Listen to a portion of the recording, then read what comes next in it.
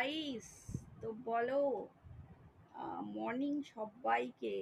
ঠিক আছে, সবাইকে মর্নিং। মানে কটা বাজে বলো তো?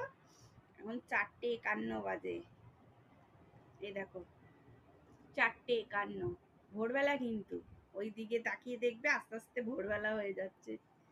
তা তোমরা কি করছো অবশ্যই জানিও। কেননা কি বলতো, এতটা তাড়াতাড়ি না উঠলে মানে টাইমটা ঠিক পাওয়া যাবে না, বুঝেছো? ভিডিও করার সময়, হ্যাঁ, এসব করতে গেলে অনেকটা টাইমই উঠতে হয়। উঠে তারপর কিন্তু ভিডিও করতে হয়। ঠিক আছে। আর আমার, যেহেতু আমার নামে চ্যানেল, যারা হয়তো নতুন ভিডিও করছো, অনেকের ইনকোয়ারিজ থাকে, তো যারাই নতুন ভিডিও করো না কেন, একটাই কথা বলবো, তাদের নিজেদের ডকুমেন্টস নিজেদের সব কিছুই দিতে হবে, তাই না?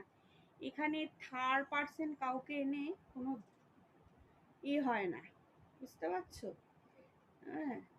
আর আমি যখন এত দূর একা টেনে নিয়ে গেছি চ্যানেলটাকে, আশা করছি আরও যে আছে বিগত যত বছর ইউটিউব থাকবে, তত বছর আমি ইউটিউবের পাশে আছি, তত বছর আমি একাই চালিয়ে নিতে পারবো।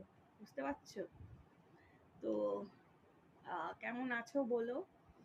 যেহেতু স্নান টান করা হয়ে গেছে আর কি, আমি স্নান করে নিয়েছি। আমি আবার আরেকবারও স্নান করি। ঠিক আছে, কেন বলো তো, আমার গরম লাগে, খুব খুব গরম লাগে। মানে কেন বলো তো জানি না, আমার শীতকালটাও একটু গরম লাগে, আমি একটু ঘেমে টেমে যাই শীতকালেও, জানি না কেন, এটা আমি ছোটবেলা থেকেই।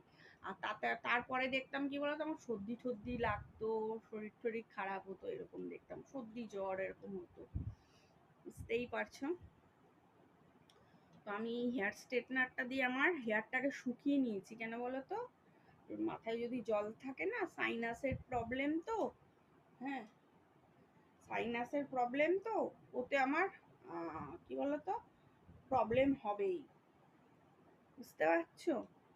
তো আমি যেহেতু স্নান টান করেছি, আমি না এইভাবেই তোমাদের কাছে আসি, কারণ আমি তখন বাড়িতে আছি, আমি তখন বেরোই টেরোই যে রেডি হবো, তার ভিডিও করব বা কিছু, সেটা সেই সময়টা সময় থাকে না, হুড় করে টাইমটা বেরিয়ে যায়, বুঝতে পারছো?